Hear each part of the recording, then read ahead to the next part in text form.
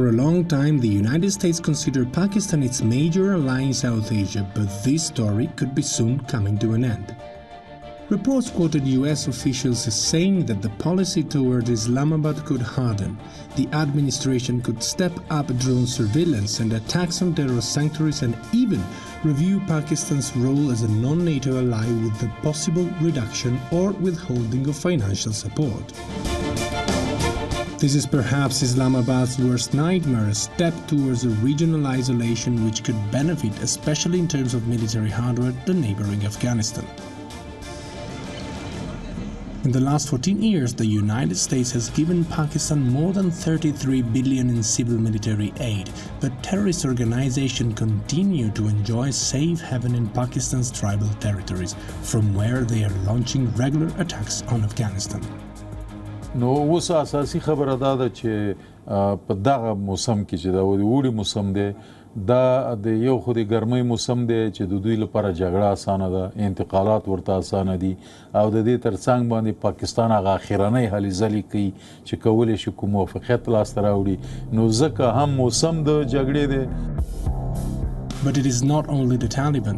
The Islamic State operating in Afghanistan is based across the border in Pakistan's Orakzai agency.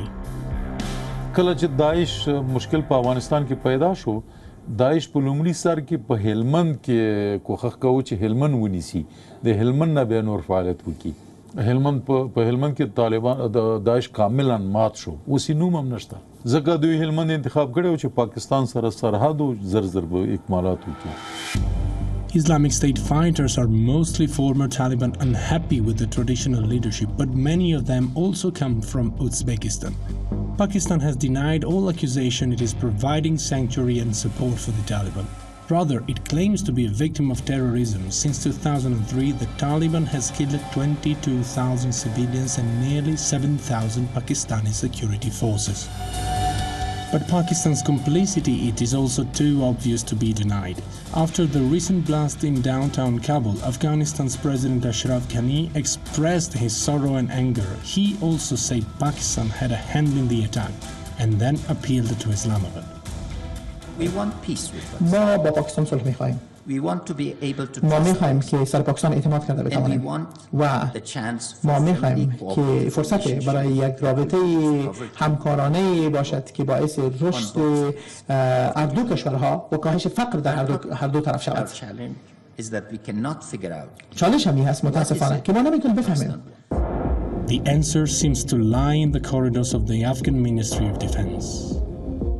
دې په خاطر باندې چې روسیا او ایران آسیایي میانه هیوادونه د دې نه وډر کې چې اعلی داعش راغی د پاکستان گیم دی پاکستان د دې لپاره چې طالبان د ایران او د روسیې لپاره وی خطر نه دی اساسي هغه مور د ټولو تروریستانو طالبان دي نو خبره دغه څه ده چې اصلا گیم د پاکستان دی په افغانستان کې کله د طالب په نامه کله د داعش په نامه کله د القاعده په نامه کله د حقانی د ډلې په نامه باندې دلته گیم کوي. Putting pressure on Pakistan to take action against terrorist groups active within its borders has been tried before with mixed results. But severing ties with Pakistan could also be counterproductive for the United States, as Islamabad could stop sharing intelligence with Washington. This is the challenge and the risk for President Trump's administration as it fine-tunes the Afghan strategy.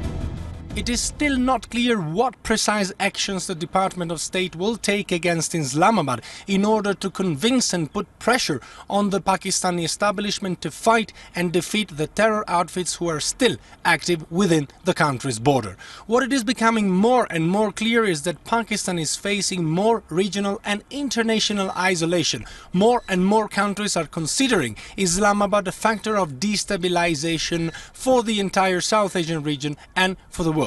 Daniele Pagani from Kabul for WION.